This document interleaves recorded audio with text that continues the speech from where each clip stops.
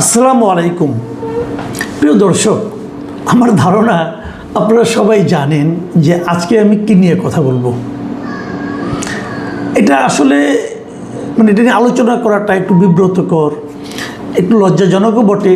কারণ আমি জানি আমার এই অনুষ্ঠানটা, এই আলোচনাগুলো পরিবার নিয়ে সবাই শুনেন, যে কারণে পরিবারের সবার সঙ্গে বসে এটা শোনাটা হয়তো অনেকের জন্য বিব্রতকর মনে হতে পারে। কিন্তু আমি বলবো এই কারণে যে আমি সাধারণত এই ধরনের কথা বলতে চাই না, কিন্তু বলবো এই কারণে যে ঘটনার কেন্দ্রে যারা আছেন তারা আমাদের রাষ্ট্রের, দেশ কিভাবে চলবে, আমার আপনার ভাগ্য কিভাবে নির্ধারিত হবে, আমাদের জন্য নতুন কি আইন তৈরি হবে, এই সমস্ত কাজের দায়িত্বপ্রাপ্ত ব্যক্তি। এত গুরু দায়িত্ব যারা দেশ চালাচ্ছেন, তাদের প্রকৃত চেহারাটা কেমন, এটা নিয়ে যদি আলোচনা আমরা না করি, যত কুৎসিত তাদের চেহারা হোক না কেন, আমি মনে করি এটা আমাদের সামনে একবার আসা দরকার।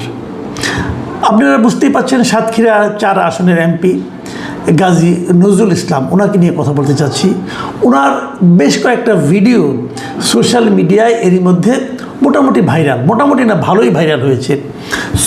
ফেসবুক খুললেই এগুলি দেখা যায় যে একটা খুবই কম বয়সী একটা নারীকে নিয়ে উনি আপত্তিকর ভঙ্গিতে নানা রকম কাজকর্ম করছেন। যাক, এগুলো নিয়ে আমি ডিটেলে যাচ্ছি না। তো সবাই আপনারা দেখেছেন, এবং এটা নিয়ে আমিও দেখেছি। আমার কাছে একজন পাঠিয়েছিল আজকের থেকে 2 দিন আগে।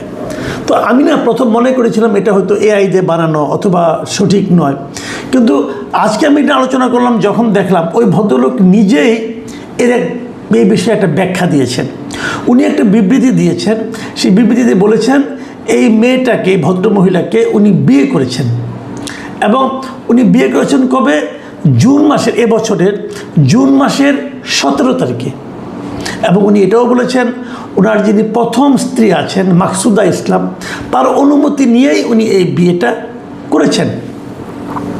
দেখুন, প্রথম স্ত্রীর অনুমতি নেওয়াটা এটা কিন্তু ইসলামী আইন অনুযায়ী জরুরি না, ইসলামী আইন অনুযায়ী জরুরি না, কিন্তু তারপরে উনি প্রথম স্ত্রীর অনুমতি নিয়ে বিয়ে করেছেন, এ কথা বলেছেন। মানে হলো এটা যে উনি আমাদের দেশের যে আইন আছে সেটাও মানতে চাচ্ছেন। ভালো কথা, কোনো সমস্যা নেই। এবং আমি তারপরে এটাও দেখলাম এক ভদ্রমহিলা নেকাব পরা, খালি এইটুকু চোখটুকু দেখা যায় আর সম্পূর্ণ ঢাকা। উনি নিজেকে মাকসুদা ইসলাম হিসাবে দাবি করলেন যে আমি মাকসুদা ইসলাম, আমার স্বামী আরেকটা বিয়ে করেছেন। এটা নিয়ে অনেকে নানা রকম কথাবার্তা বলছেন। যদি এই সমস্ত বিষয় বন্ধ না করা হয় তাহলে উনি আইনগত ব্যবস্থা নেবেন। আমার কাছে এই জায়গাটা ক্লিয়ার না, উনি কেন আইনগত ব্যবস্থা নেবেন? ওনার নাম থেকে বলে নাই, বিয়ে করেছেন কি করেন নাই এ নিয়ে বিতর্ক হয়েছে ওনার স্বামীর সঙ্গে, ওনার যে কথিত দ্বিতীয় স্ত্রী মরিয়ম খাতুন, তার সঙ্গে। তো উনি কেন আইনগত ব্যবস্থা নেবেন আমি বুঝতে পারলাম না। এটা আমার কেন যেন মনে হয় উনি স্বামীর চাপে পড়ে হয়তো এই জন্য কথা বলেছেন, আবার নাও বলতে পারেন, সেটা নিয়ে আমার কোনো বক্তব্য নেই। বাট ওনারটা দেখলাম আর কি আমি। তো গাজী নজরুল ইসলাম সাহেব দাবি করেছেন যে এই ভদ্রমহিলাকে উনি বিয়ে করেছেন 17 জুন, এবং তারপর ওনার কিছু ছবি ঘনিষ্ঠভাবে কিছু ছবি, ওনার যে ড্রাইভার তিনি নাকি এটা ধারণ করেছেন, ভিডিও করেছেন, করে অনলাইনে ছড়িয়ে দিয়েছেন ওনাকে হেনস্থা করার জন্য। ওনার ড্রাইভারের নাম হলো ওবায়দুর রহমান। এই ওবায়দুর রহমান সাহেব দেখলাম আবার উনি একটা চিঠি লিখেছেন, পাবলিক করেছেন চিঠি। সেটাতে উনি বলেছেন যে ওনাকে নাকি এই গাজী নজরুল ইসলাম সাহেবের লোকজন যে ওনাকে মেরেছেন, এবং মারার পর ওনার ফ্যামিলিদের বাসায় যেয়ে মেরেছেন, মারধর করেছেন, এবং এই সমস্ত কারণে উনি সরকারের কাছে ওনার নিরাপত্তা চাচ্ছেন। এবং ওবায়দুর রহমান সাহেব আরও বলেছেন যে আমি তো ওনার ড্রাইভার ছিলাম, বিভিন্ন সময় ওনার সঙ্গে বিভিন্ন জায়গায় গিয়েছি, উনি একটা খুবই কত খারাপ লোক গাজী নজরুল ইসলাম, এই সংক্রান্ত উনি একটা ডিটেল বর্ণনা দিয়েছেন। এবং কত জায়গায় কয় জায়গায় উনি কোন জায়গায় নারীদের নিয়ে গিয়েছেন তারও একটা বর্ণনা দিয়েছেন। ওই ডিটেলে আমি যাব না, যাওয়ার দরকারও নেই। এখানেও একটা প্রশ্ন যে আপনি তো অনেকদিন ধরে ড্রাইভার ছিলেন, তা আগে কেন ছাড়লেন না চাকরিটা, এখন শেষে এসে মার খেয়ে ছাড়লেন, মানে ঘটনাটা কী? এগুলো নানা ধরনের কথা কিন্তু আছে। মজার ব্যাপার হলো উনি 17 তারিখে বিয়ে করেছেন। আরেকটা জিনিস আমরা দেখলাম যে এই যে ভদ্রমহিলা মরিয়ম খাতুন, যিনি ওনার দ্বিতীয় স্ত্রী, এই ভদ্রমহিলার জন্ম হলো 2008 সালের 25শে মে। সেই হিসেবে এই বছরের 25শে মে ওনার 18 বছর পূর্ণ হয়েছে। মের 25 তারিখে 18 পূর্ণ হয়েছে, জুন মাসের 17 তারিখে গাজী নজরুল ইসলাম ওনাকে বিয়ে করেছেন বলে দাবি করেছেন। তার মানে আইনগতভাবে আপনি আটকাতে পারবেন না, 18 পরেই ওনার বিয়ে হয়েছে যদি সত্যি হয়ে থাকে। ইন্টারেস্টিং হলো যে এই 17 জুন উনি বিয়ে করেছেন, তার ঠিক 5 দিন পর 22শে জুন তারিখে গাজী নজরুল ইসলাম সাহেব এই মরিয়ম খাতুনের একটা বায়োডাটা, সেখানে উনি একটা সুপারিশ করেছেন, ওনার সিল, ওনার স্বাক্ষর সহ। সেই সুপারিশে উনি লিখেছেন যে ওনাকে মানে জোর দাবি জানাচ্ছে ওনাকে চাকরিটা দেওয়া, একটা কাজ দেওয়ার জন্য আর কি, এই ব্যাপারটা গুরুত্ব সঙ্গে বিবেচনার জন্য মানে উনি সুপারিশ করেছেন। এবং এই যে বায়োডাটাটা আছে, সেই বায়োডাটাতে মরিয়ম খাতুন নিজেকে দাবি করেছেন যে উনি আনম্যারিড, মানে অবিবাহিত। তাহলে বিয়ের 5 দিন পর একটা বায়োডাটা যেখানে ওনাকে অবিবাহিত হিসেবে দাবি করা হয়েছে, সেখানে গাজী নজরুল ইসলাম আবার চাকরির জন্য সুপারিশ করেছেন। বিষয়টা একটু কেমন হয়ে গেল না? 5 দিন আগে বিয়ে করছেন না ভাই, 5 দিন পরে উনি তাকে চাকরির জন্য সুপারিশ করতেছেন এবং সেখানে লেখা উনি অবিবাহিত, হিসাবটা কিন্তু মেলে না ঠিক। তারপর আরেকটা কথা, 22 তারিখে যেদিন উনি সুপারিশটা করলেন ততদিন তো তার বউ হয়ে যাবে, স্ত্রী হয়ে যাওয়ার কথা। তো উনি এসএসসি পাস মাত্র, তো এসএসসি পাস, সায়েন্স থেকে এসএসসি পাস, তার জন্য উনি কী চাকরির সুপারিশ করেছেন এটা কিন্তু আমার কাছে ক্লিয়ার না। এসএসসি পাস একটা মেয়ে কী চাকরি করতে পারে? আয়ার চাকরি করতে পারে, অফিসের পিওনের চাকরি করতে পারে, এছাড়া কী চাকরি করবে? আপনি এসএসসি পাসকে আর কী চাকরি দেবেন? যত বড় সুপারিশে আসুক না কেন, চাকরি তো দেবেন আপনি, কী চাকরি দেবেন আপনি? তাহলে নিজের স্ত্রীকে এরকম ছোট একটা পদে চাকরির জন্য এমপি সাহেব সুপারিশ করলেন, এই ব্যাখ্যাটা কি আপনাদের কাছে গ্রহণযোগ্য মনে হচ্ছে? এটা যেমন প্রশ্ন, তখন আরেকটা আশঙ্কার কথা এখানে আসে এর বিপরীতে। সেটা হলো যে তাহলে কি ঘটনাটা অন্যভাবে ঘটেছিল, যে চাকরি দেওয়ার প্রলোভন দেখিয়ে ওনাকে ব্যবহার করেছেন উনি? দেখেন, এই ব্যবহার করার কথা যখন উঠলো, আমি আরেকটা ভিডিও পেলাম। সেই ভিডিওতে শুরুতে ওইটা 2টো ভিডিও পেয়েছি একই ঘটনার ধারাবাহিকভাবে। প্রথমে দেখা গেল কি যে একটা লোক দরজা খুলে ভেতরে ঢুকছে, ঢোকার পর দেখছেন ওখানে দাঁড়িয়ে এই গাজী নজরুল ইসলাম সাহেব, উনি এমপি, এবং উনি কিন্তু মুক্তিযোদ্ধা, আবার জামাতের মুক্তিযোদ্ধা এমপি, উনি বীর মুক্তিযোদ্ধা বলতে হবে, সরি, কারণ আমাদের কিন্তু আইন আছে, মুক্তিযোদ্ধাদের আপনাকে বীর মুক্তিযোদ্ধা বলতে হবে।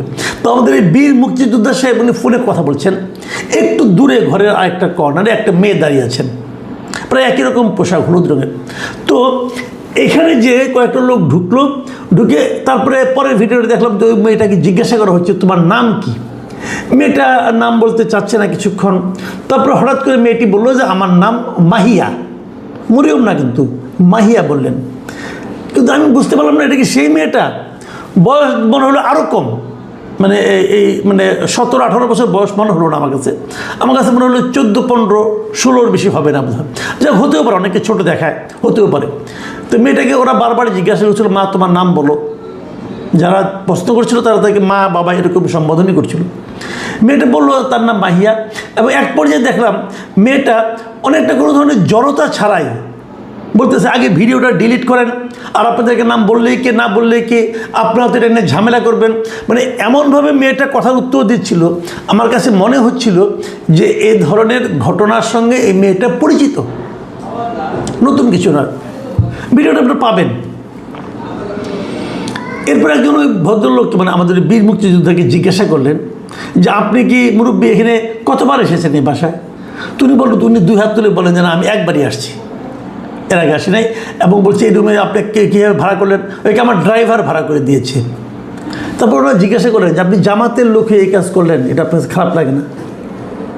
তো উনি কী বলবেন জানি না, চুপচাপ থাকলেন, বললেন এটা প্রচার, যাও অনেক কিছু আলাপচালা হলো, অত আলোচনা যাচ্ছি না আমি।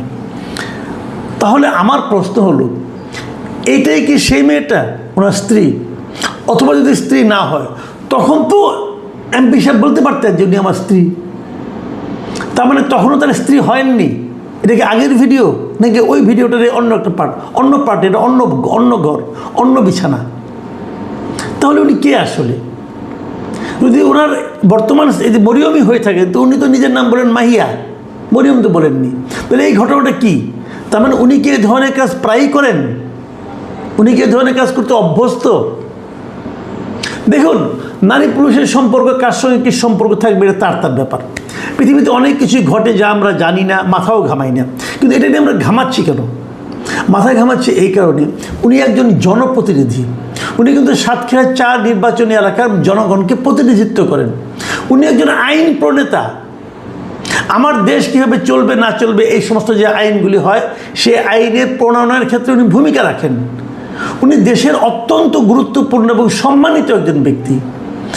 এই ধরনের গুরুত্বপূর্ণ ব্যক্তির যদি এ ধরনের আচরণ হয়, তাহলে জাতি হিসাবে, এদেশের জনগণ হিসাবে আমরা কি ভাবব? দেখুন, যখন আপনি পাবলিক ফিগার হয়ে যাবেন না, তখন আপনাকে সতর্ক হতে হবে।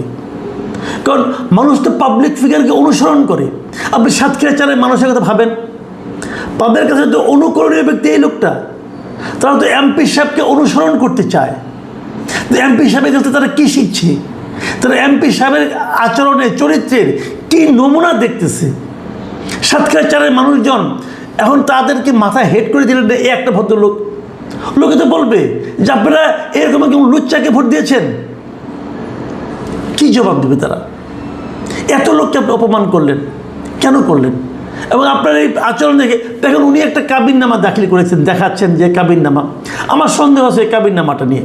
আমি অনুরোধ করব যে এই কাবিননামাটা যে কাজী সাহেব সিগনেচার করেছেন এবং কোথাকার কাজী সাহেব